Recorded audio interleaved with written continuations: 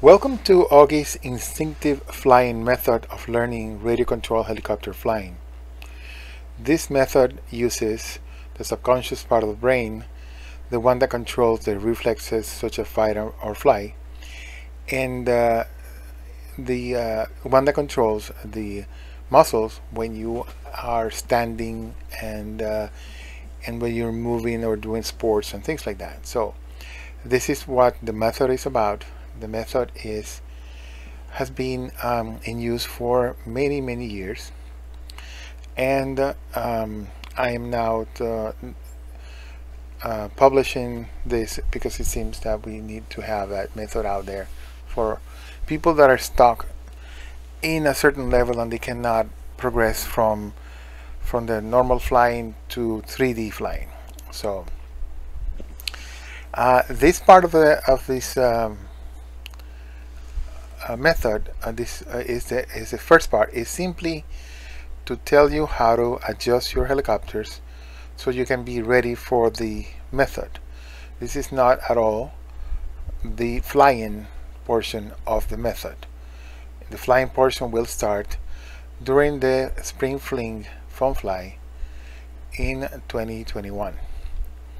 That's when the first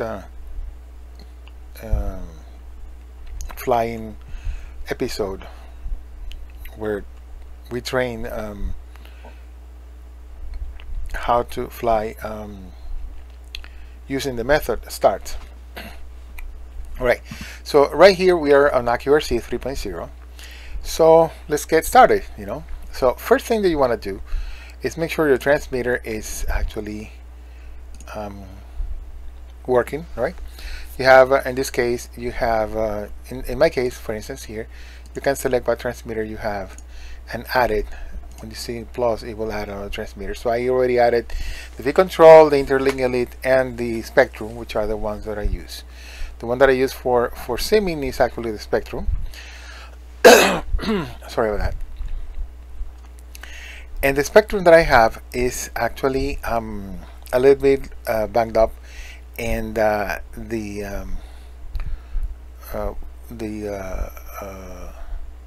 gimbal bearings are worn out, and sometimes it sticks to one side and a lot of stuff. It's just I'm lazy and I haven't actually changed, even though I have a lot of transmitters down in the garage.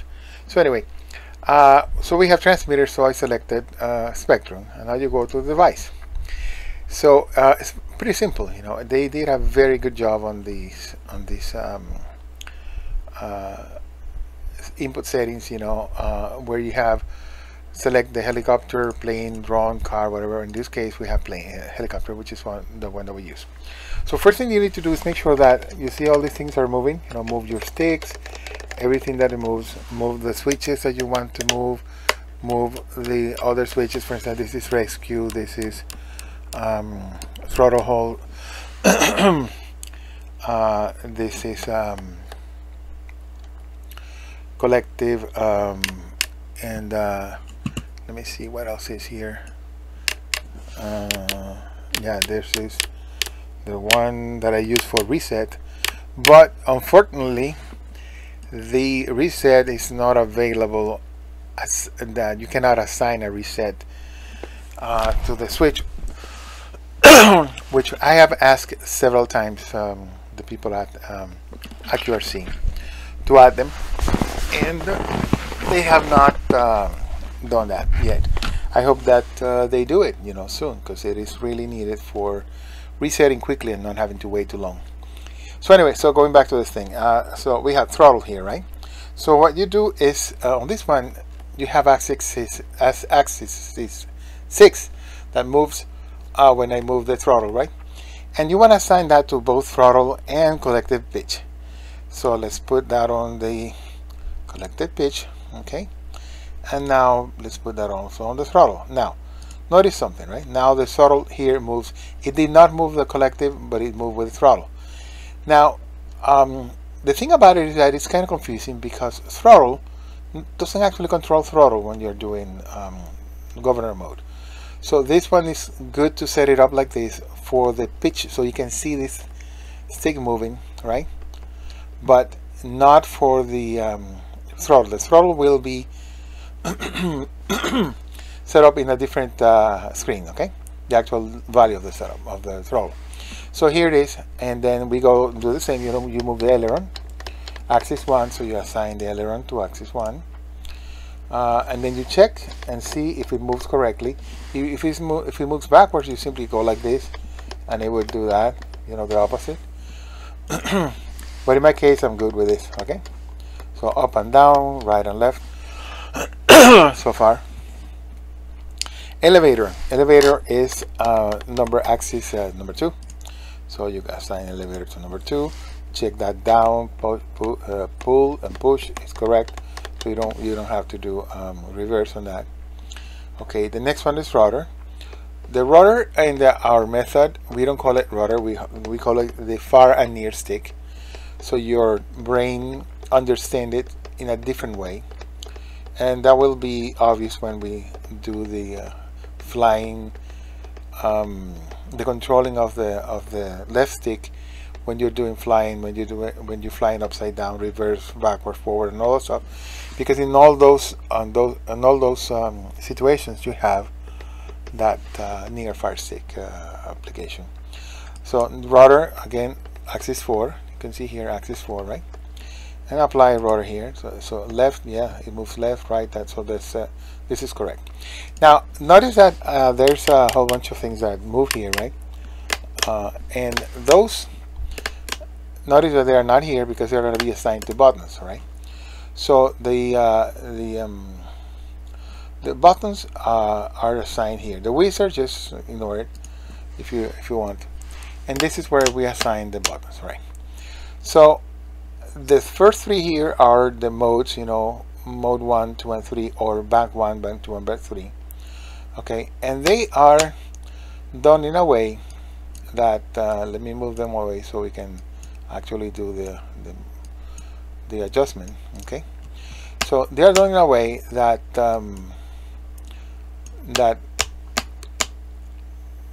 that allows you to assign. See, these are the three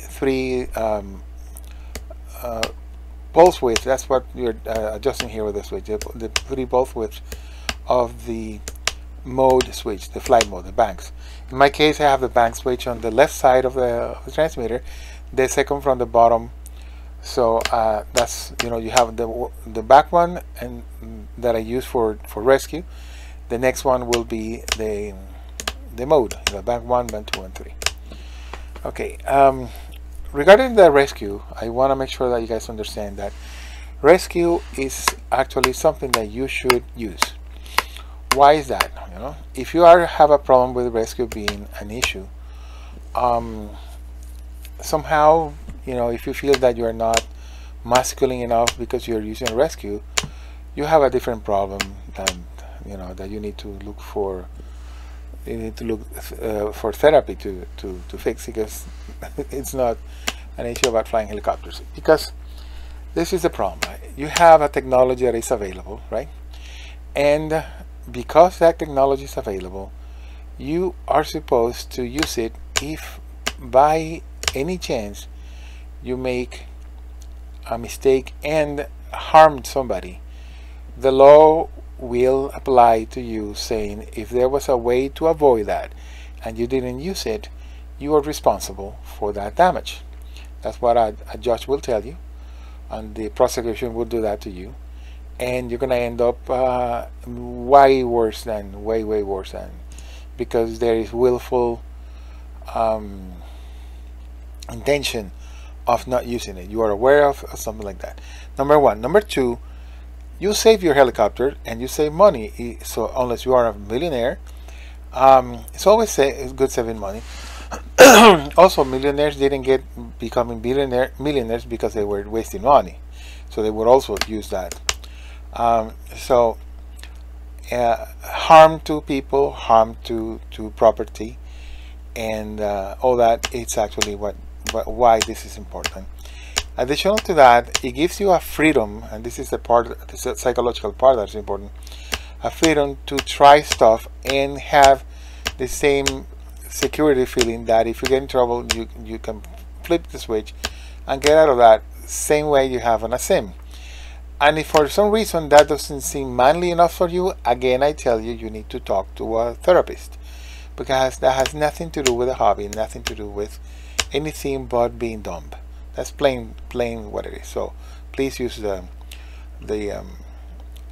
rescue button and get used to it. The reason why this is rescue here, RCSI. The reason why we train with the rescue is because you are supposed to train so the rescue becomes also a motor function that you have in your muscle memory, so that immediately, without even thinking, you go flip the switch and get out of trouble. You need to do that, you need to practice that, you need to use it during simulation and get used to it. If you don't do it, you're being dumb. That's what is going on.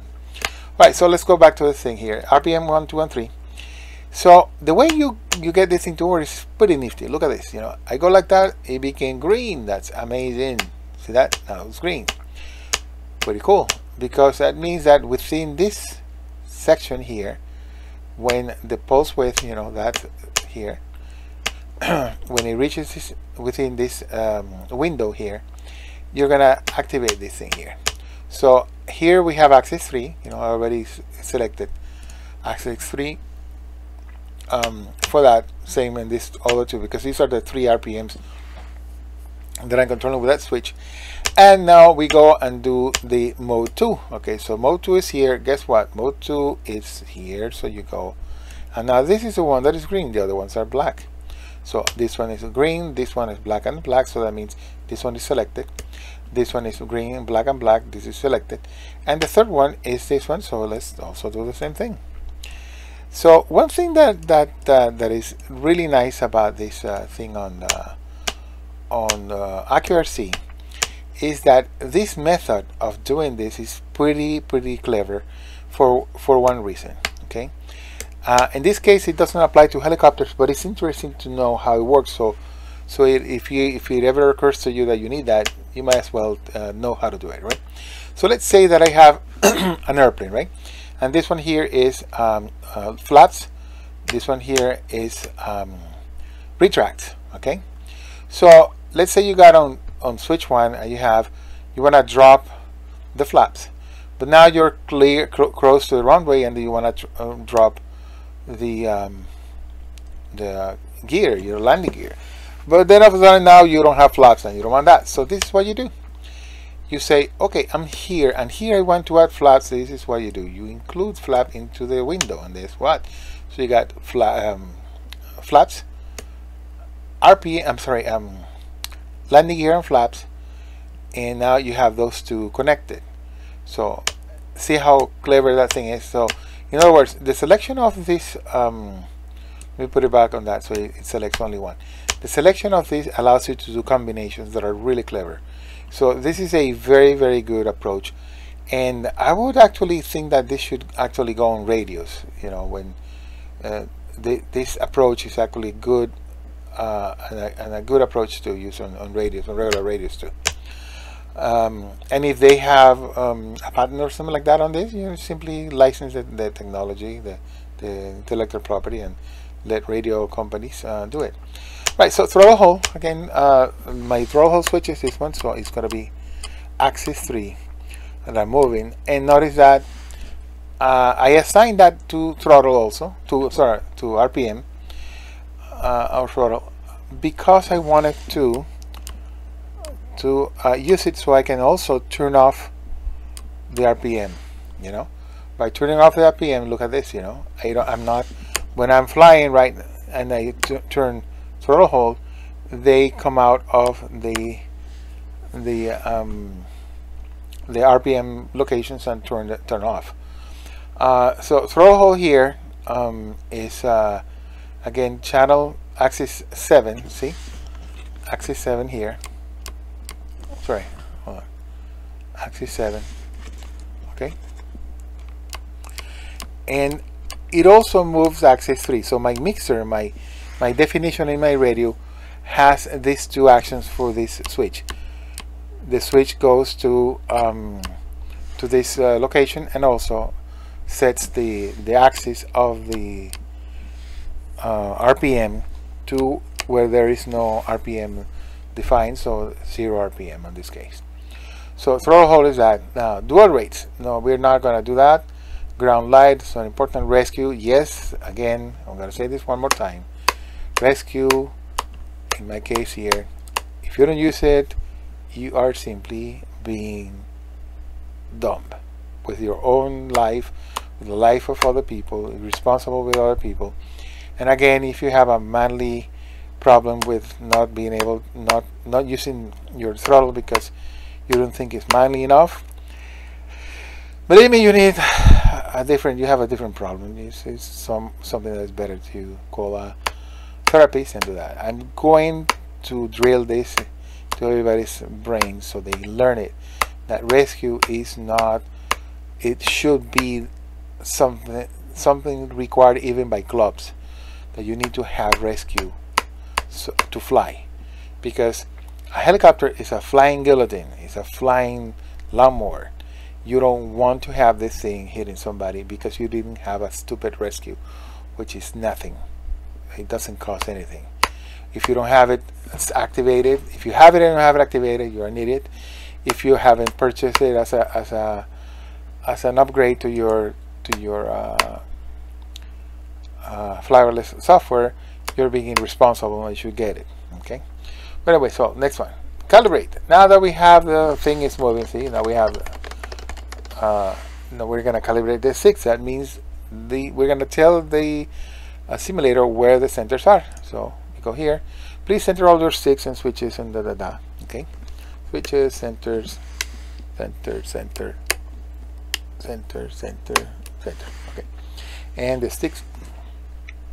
Go next and says please now move all your sticks and switches to their full extent. So you go move all of it. Okay, and move all of it. Okay, move your switches, all the switches here, all of them, just so you don't miss anyone. Okay, now the computer knows what the pulses are, and that does the calibration. It's pretty good, pretty simple and pretty good. Shortcuts. Shortcuts is just to go with a keyboard and, you know, punch a number like RPMs or whatever. All these functions can be activated by the keyboard letters. Help will is obviously help, and close. All right, so we have the transmitter set up and everything else. So now let's choose a model. So let's go and choose a model. In the model we're going to choose, let's see, we have got a 100. You see, I want to fly. I already used the Kraken for the next, and I'm using the raw for that one. So I'm gonna use here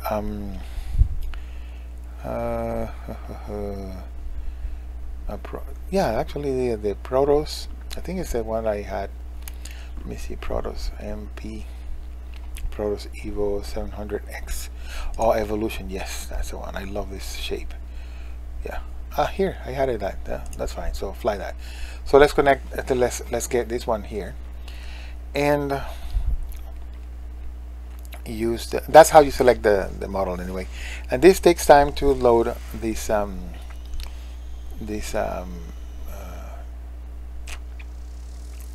scenery. So before we do that, we need to go first to the workshop. What is a workshop? It's another scenery that is a room or a warehouse where you adjust your helicopter, you know, your setup, initial setup, and you can move it around like this, right?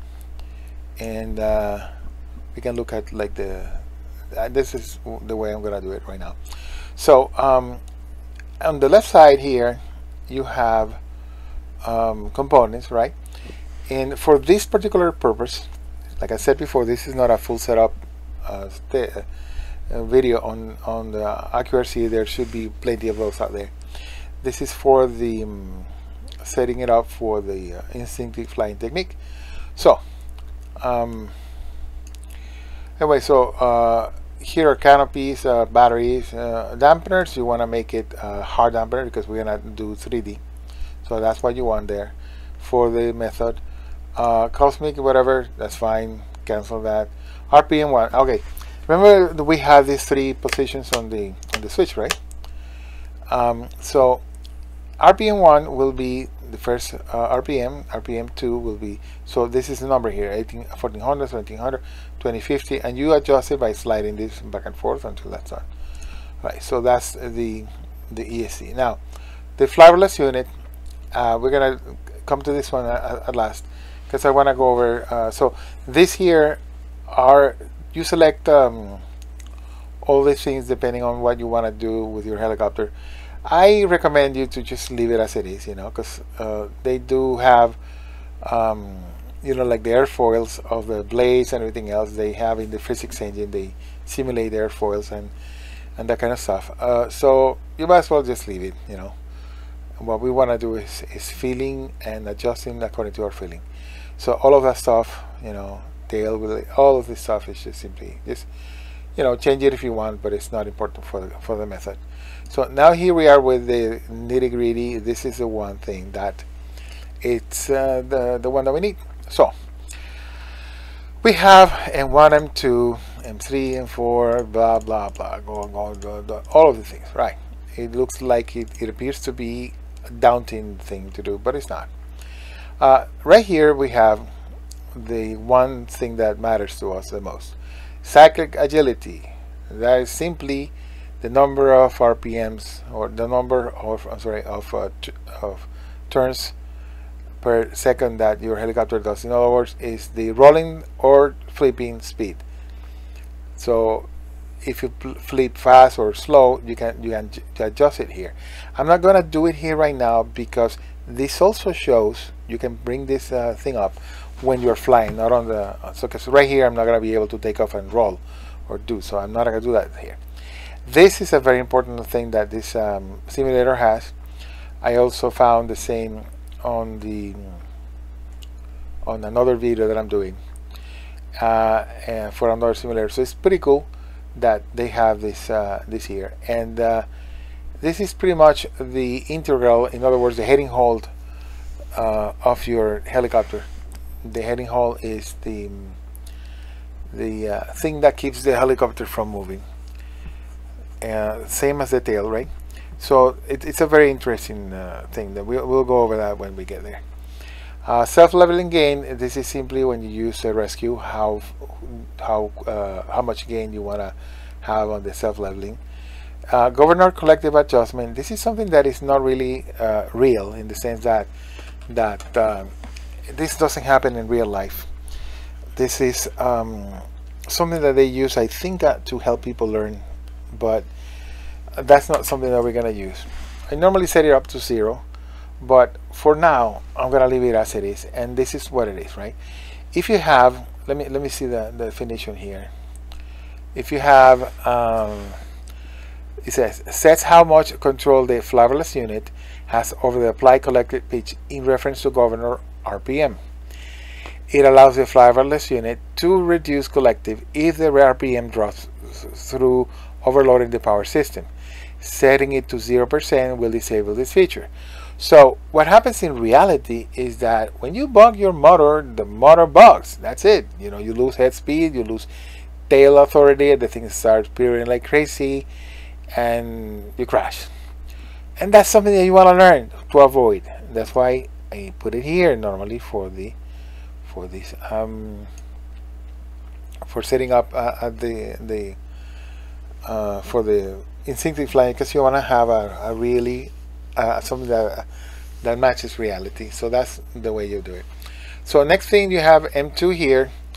Aileron gain, air elevator gain, collective throw, blah blah. None of this stuff is really important. If you feel that the thing is kind of weird, well, increase or decrease these things. It's not that important. CCPM servo. This is CCPM, like the 3 servos, and this is sort of like what you do with your radio and do a setup, but the thing is already set up, so you're not gonna reverse a servo or something like that here, you know, right or whatever. So it doesn't make any sense to get into this. Endpoint is the same thing, you know. This is like setting up your helicopter virtually. This is CPM3, interaction correctors. None of this stuff matters when you're doing a flyverless system, because the flyverless does that, and we assume that they put the flyverless correctly on 0 degrees there and stuff like that. Tail gyro turning. This is the tail gyro. If you want to get into the tail gyro, this is where you do it. Conversional gain. This is what is called P. Heading log gain, which is I, and I don't see the D anywhere. So throw limits. These are like when you do when you go to the limits. So this should not be something that you change. The only ones that you would change are these, but normally they're already set correctly. So this is something that you have to check if your helicopter on the sim is correctly set up. Tail gyro, stop tuning. Don't worry about this stuff. This is just stop gain. This is stuff that is not important for us right now. Accelerator term limit. Oh yeah, that's accelerator speed for the accelerator. So this is all like trying to make it mimic a real helicopter, but for the purposes of simming and learning how to do instinctive flying, this is not important. So that's why I'm not getting into that. This is the one that is important here. Okay, so that is a flyverless unit, and now we have, additional to that, we have a few tools here that we might use. Okay, like for instance, I go now and I see I have 13, 12, right? So how do I adjust that? You can adjust that in a few ways, but this is one of the ways. You turn on the virtual transmitter, right? And then you have your endpoints, right?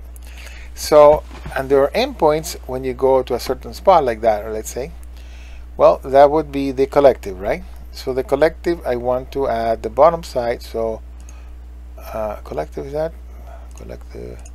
No, it's, hold on for a second, or maybe no, I'm sorry. So the bottom one is this side, I think. There you go. So going the other way. So we want to do let's say 13.5, something like that. I'm just wondering. So I'm gonna move the collective all the way up. 13.5 was the other one, I think. So collective, gonna go no, the other way. Collective is gonna be 4 or 5. Okay. Oh, that's too much. Looks like the minus and plus, and that's just my the way I like it. You put it any way you like it.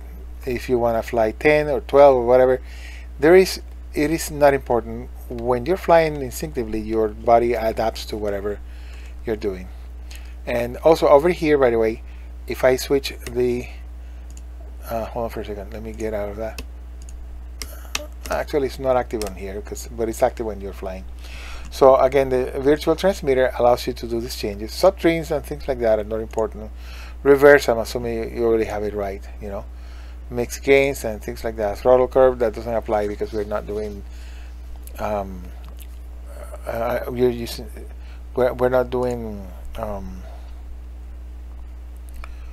throttle curves. We're using the RPM governor in there. So show visual. Okay, this is where you turn on your little itty bitty thing here.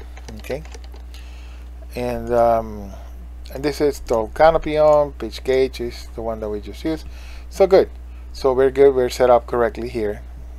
Mostly that. So we got let's see, models. We chose that. So workshop, we went through that. Training, we don't use training here. Race, no, we don't use that. Models, sceneries, well, you choose that. It's pretty simple. I prefer this one because it's pretty plain, and I want no distractions, so I don't use beautiful ones like the air show or the something. But that's my take on that. Scenery, so do whatever you want. That's not important. Online is to play online. Statistics, transmitter, setup wizard, settings. Let me see what settings is as. Oh yeah, that's the general graphics. Your graphic setting, that depends on your graphic that you will find on other videos. Audio, master volume, ambient volume, main blade volume. I do it this way. I don't want the motor or the tails. I want the main blades. I want to hear the bark because it gives me feedback and information. And well, here's English query, whatever, simulation. Okay, blade opacity, this is important. I make it fully the most, because we are going to be looking at the disk in the instinctive flying method. We're not going to be looking at the helicopter, so you want it to be like this, you know. So simulation speed 100%. You do not want to use lower speed, because the instinctive training is based on you not being able to find out or figure out what to look at. And so if you, like for instance, if you want to learn how to pirouette, flip, what we do is actually go back. We go forward in speed. We make it so you cannot look at you cannot think about the orientation of the helicopter consciously, so it's impossible for you to do it. So we do it fast enough so that happens. So that's why you don't want to make any changes here. That's important for that. So crash reset time is 0. You don't want to waste time doing it. Place flap sensitivity, no idea what this is. It sounds kind of funny, actually, you know. Crash reset time, maybe somebody from AccuRC could actually reply to this and tell us what it is. Crash tolerance, I put it full because I don't want to waste time. One of the things that really bothers me about this simulator is they don't have a way to assign a switch to reset. So because of that, I have to release my hand from the transmitter and go and look for the key and touch it to reset it quickly. That has nothing to do with reality. Reality, you don't have a keyboard or something like that. You simply crash, right?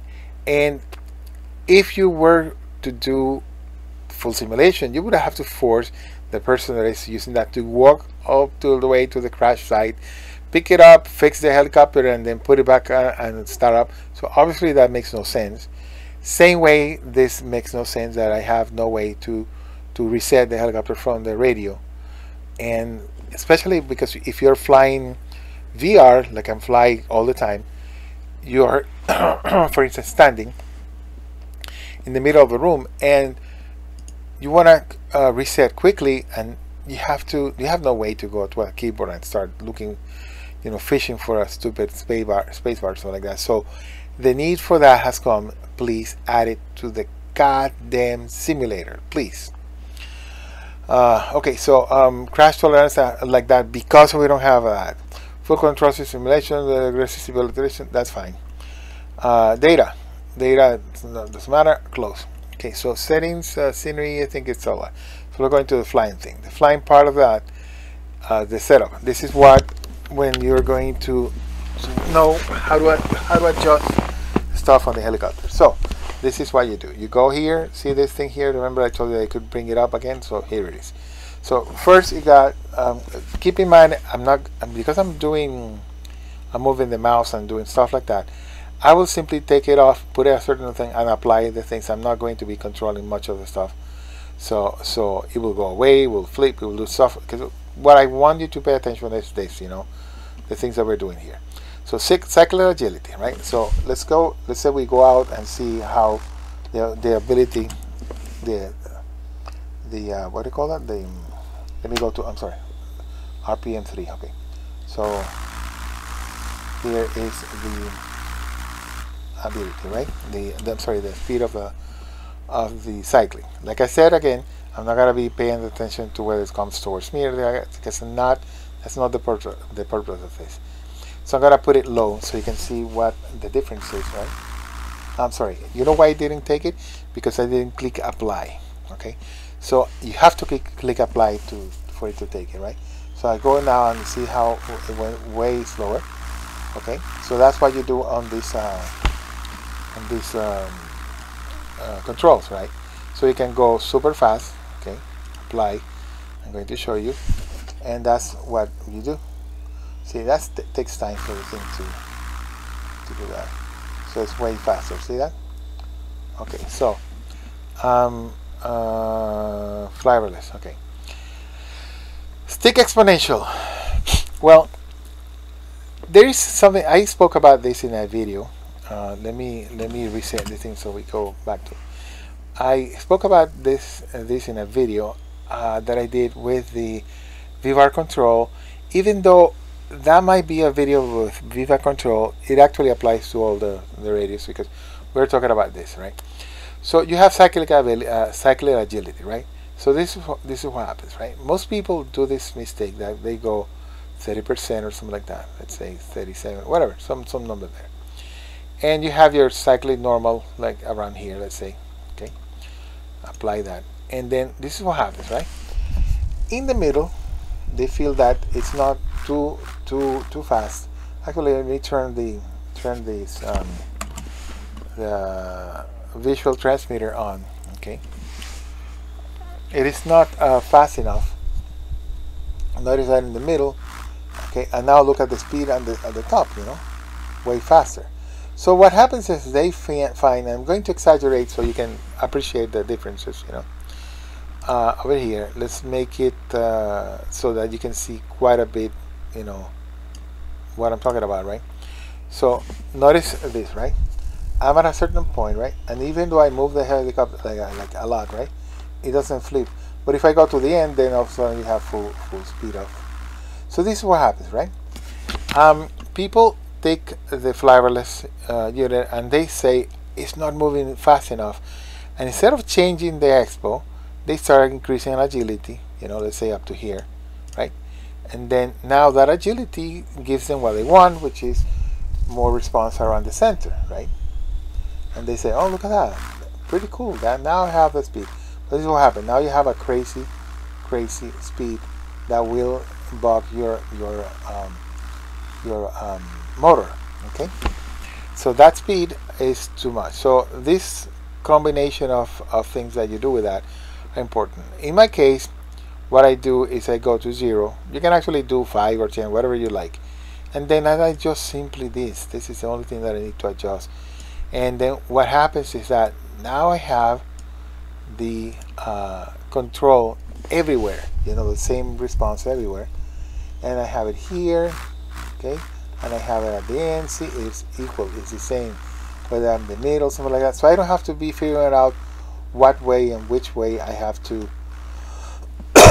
sorry to move the sticks. Now, so just so you guys know where this 30% came from and why a lot of the old school guys use it, it's because back when there were flybars, you know, that mechanical bar in the flybars have a immediate response to cyclic inputs, and it takes time for the actual flybar to catch up and stabilize. So in other words, around the center, a flybar is really fast. Okay, and that's why you can do side tick-tocks at blazing speed with a flybar, which you cannot with a flybarless. So what they used is they said, okay, this is way too fast. Let me make it linear by doing 30% around the center, so that the excessive response of the flybar is tamed down to a normal linear response. Now what happened is people did not understand this, and they went to flybarless and they thought, well, guess what, we got this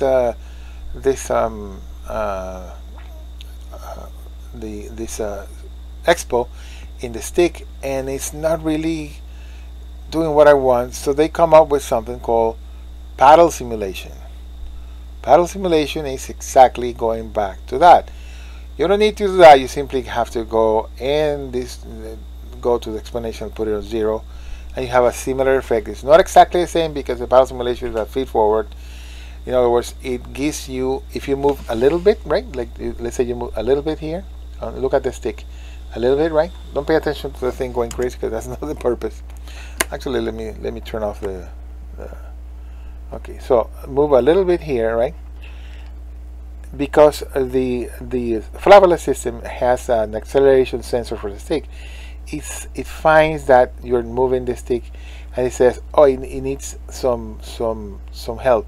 So even though you move this much, it sends the flybarless like a whip. You know, it goes like, and then goes to. So let's say you want here, right? Okay, and your flybarless sends this.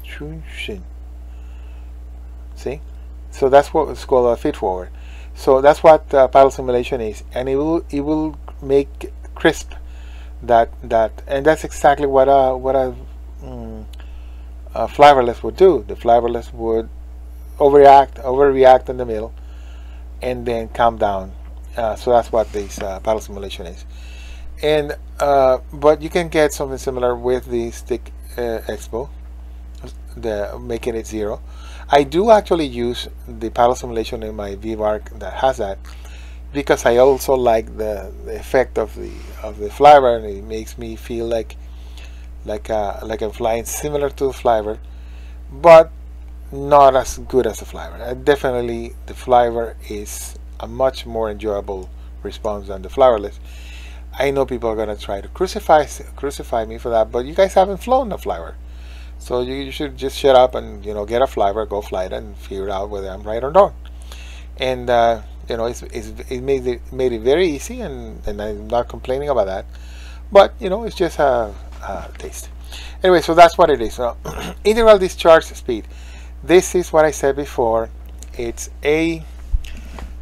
is an important thing that depends on your helicopter. So and your sorry, and your flybarless unit. If your flybarless unit has what is called, you know, before we get that, let me show you what it is. Then you will understand what I mean. So here, let's turn the thing on. All right. Takes forever because they want to make it real, you know.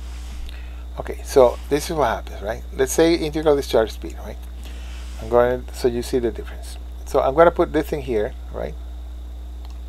Okay. And whoops, what's that? Speed 100. I'm sorry, no, I didn't apply. Okay, apply. I always forget to apply. Okay, so let me put it sideways like that. So this is, sorry, this is what I need to do. Okay, if I put it here, notice how it falls down again. See, so the helicopter weight falls, right, and it makes the helicopter level, which is, you know, the normal logical behavior of anything that you put on the side, right? If you put a box on the edge like this, right, on the edge, and you let it go, it just flop, you know, goes down to the floor. Now, helicopters don't like that. So they give it a tiny bit, but the more you have that, like in the case of in my units, this is what happens, right?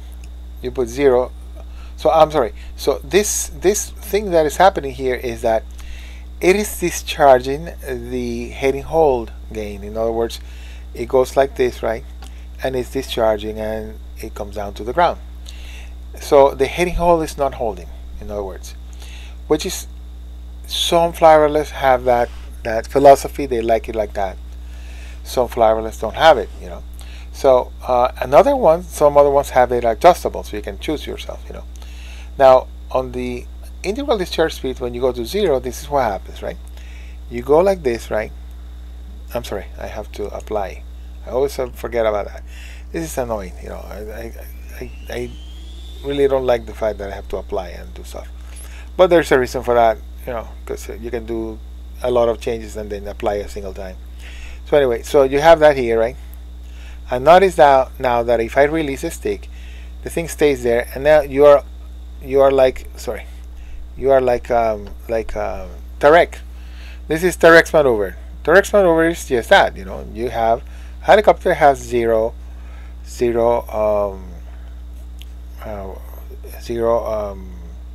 discharge rate for the integral. That's what it does, right?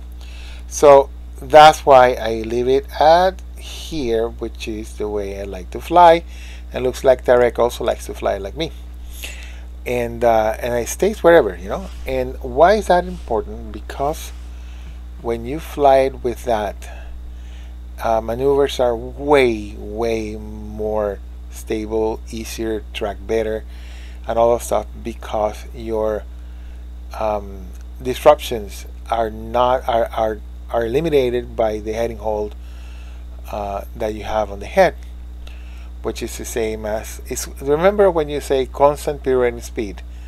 Well, that's exactly the same thing with the head. The head has the same attributes, and if you're saying, let's say you're doing a funnel, the funnel rolling, for instance, it's stable, really good, and you don't have to worry about the behavior of that.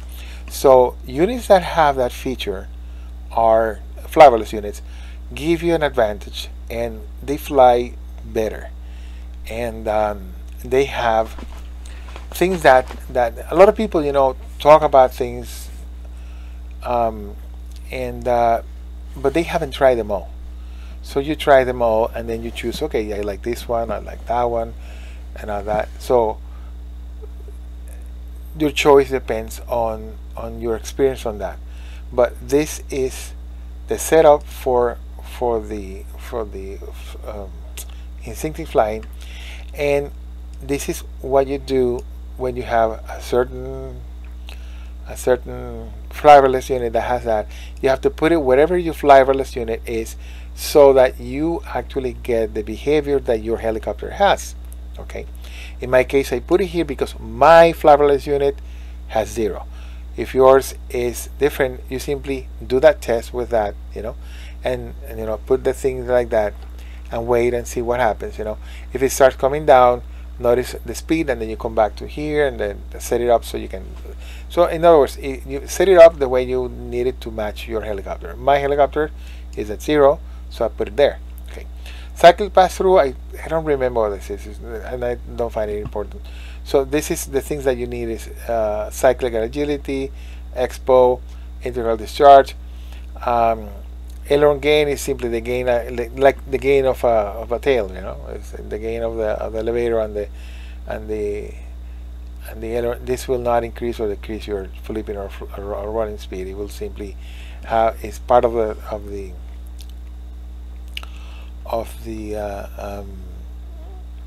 PID. The PID algorithm, the one that is used inside gyros. Same way as if you increase the P in your gyro, you know, your pirouetting rate doesn't change. The pirouetting rate will change on the pirouetting rate section. So it's the same thing here. So it will simply have more P gain. So it's not important. If you see it's weird, just go back and adjust it to make it not weird. Aileron stop damping, not important. It doesn't really, yeah, I just leave it like that. But I think most people have it around here, around probably 70 and 80 or something like that, because it helps with the stop of the, so you're doing side TikToks and stuff like that. But I like to do it with that with my finger, so I actually put it at 0, because I want to do it myself and not let the flybarless unit do it. So it's up to you, it's a matter of taste. A cyclic deadband is just simply how far the thing moves before it starts sending commands. So it's like a dead zone, so you don't have the thing going all over the place, you know, drifting. Governor collective adjustment, that's the thing that I was telling you before, where the governor tells the collective to lower the collective, which is not true. And so normally you should want to put it here to learn how to bug or unbug. And so that's about it, you know, that's how you set it up. So that's all you need to do. That's how you set up your helicopter for that. And then you just simply go and where's that pirouetting rate? Okay, the tail, sorry, the tail is the other thing. So tail here is the quick trim. I don't know what it is, I never care about that. Tail rotor agility is how many degrees per second you have on your tail. Okay, so if you increase that, I'm sorry, if you decrease that, for instance, right, you will have pirouetting rate that is at full is slow. See that? Okay. So if we go back and increase that over here, for instance, some crazy number like this, that's going to be like crazy fast, right? Crazy fast. See that? That's way fast. Now, see, when I told you, like, remember, so I don't know, it's, see, you go like that and see, fast as hell, right? Okay, remember when I told you that that the instinctive flying method forces you to not look at stuff and this and that, so you learn. Well, that's exactly, like, for instance, this is one of those things that we can do. We can increase the agility to the point that you cannot actually control it by looking at the helicopter. So you need to feel it. You need to learn how to do that, and I will tell you how. This is not like it's not some voodoo science or something like that. It's actually something very easy to do, and it's surprisingly actually easy to do, and everybody can do it. And I have shown that and demonstrated to people that didn't believe it to me. So let's say we apply that, and let me give an example. Right, so we have right now, see that pirouetting speed. Look at that. There's no way I can see this thing, and here I am. I'm controlling it, right? And the reason why I'm controlling it without knowing any kind of orientation is because I am not thinking about it. I'm just doing it by instinct. And that's what happened with the pro guys. They fly so much that it becomes theirs. Same way as I did, but they just didn't call it like that. They were not aware that they were doing it. Let me reset.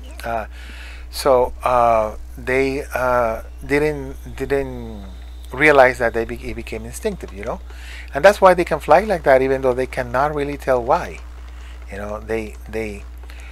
So anything, you can do anything you want, loops, whatever, and the snakes, and I mean, you name it, at any speed. It's pretty much. So this is what you're going to learn with this method, be able to do that. Also, same thing, wherever you're doing. Let's say you're doing, I don't know, what do you call this? Rolling loops or whatever. Okay, so whatever. So all of that stuff will become instinctive. You don't even have to think about it. You will do it like that. That's what this method is about. So, like I said before, this is the method. This is the setup for the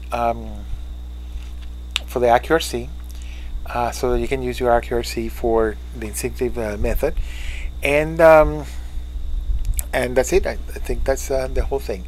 So I hope you guys enjoyed it, and we'll meet again